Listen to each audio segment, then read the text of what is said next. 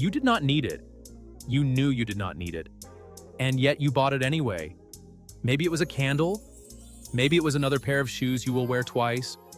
Maybe it was some gadget that promised to change your life and is now sitting in a drawer next to 3 other gadgets that made the same promise.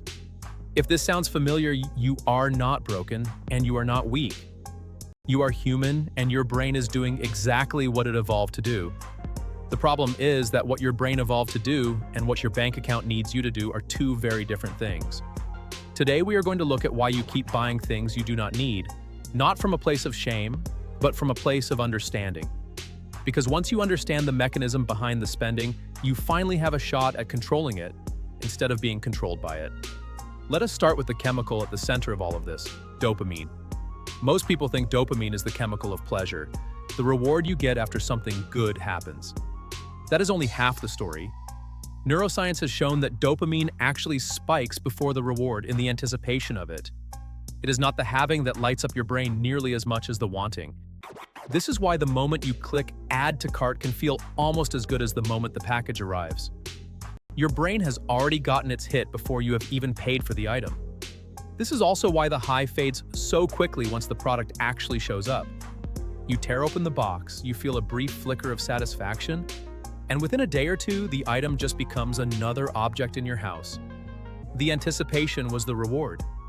The purchase itself was almost beside the point. And because that high fades so fast, your brain starts looking for the next thing to want, the next tab to open, the next purchase to anticipate. This is not a character flaw. This is the same reward circuitry that kept your ancestors motivated to hunt, gather, and seek out resources. It was built for survival. It was not built for a world with infinite scroll and one-click checkout. Now let us talk about what marketers know about this circuitry because they know it very well. Every limited time offer, every countdown timer on a checkout page, every notification that says only 3 left in stock is engineered to spike urgency and manufacture that anticipation high on demand. Scarcity does not just make a product feel more valuable. It makes your brain treat the decision as time-sensitive, which shuts down the slower, more rational part of your thinking and hands control over to the faster, more impulsive part. That is not an accident. That is the design. Social media compounds this even further. Every platform you scroll through is a highlight reel of other people's purchases, other people's vacations, other people's homes and cars and closets. Your brain does not process these images as entertainment. It processes them as information about your social environment, about what a normal or successful life is supposed to look like. This is where retail therapy really comes from. It is rarely about the item itself. It is about closing a gap between how your life looks and how you feel it should look, or a gap between how you feel emotionally and how you wish you felt. Stressed, bored, lonely, anxious, even happy and celebrating, all of these emotional states can trigger the same impulse.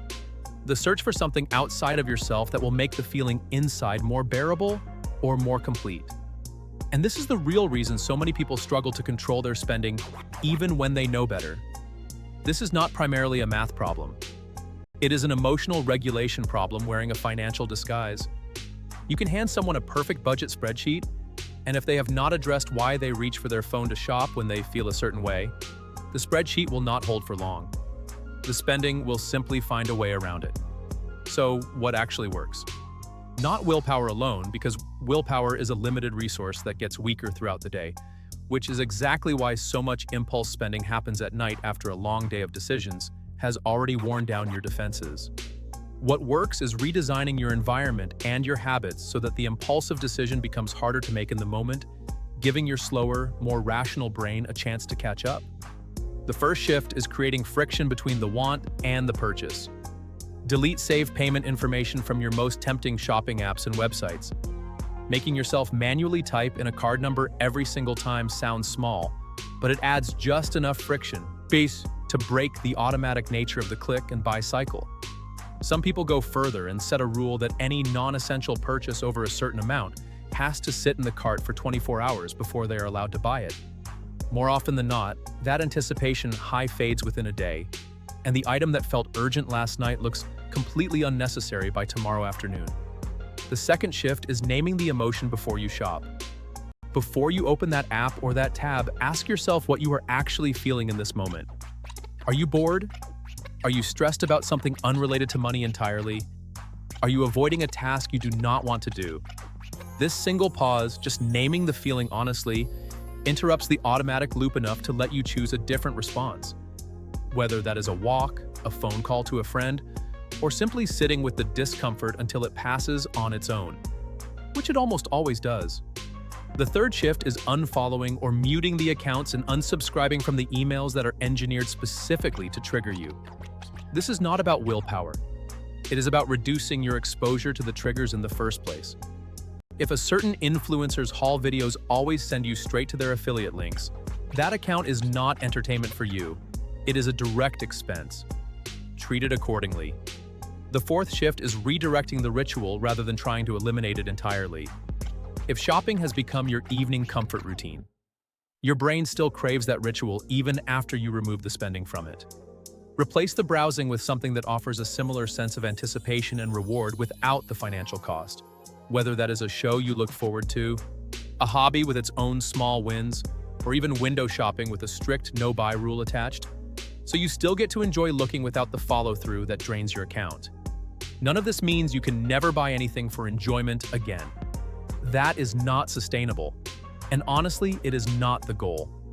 The goal is closing the gap between impulse and intention, so that when you do spend money, it is because you actually decided to, not because a notification, a countdown timer, or a bad day at work decided for you.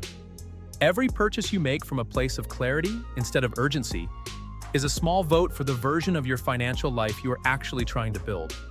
If this video helped you understand your own spending a little better, hit subscribe because we are just getting started building real financial understanding together. Not just tips and tricks, but the actual psychology behind why money decisions feel so hard in the first place. Coming up next, we are going to dig into lifestyle inflation and why getting a raise so often leaves people feeling just as broke as they were before. Sometimes even more so. You will not want to miss it.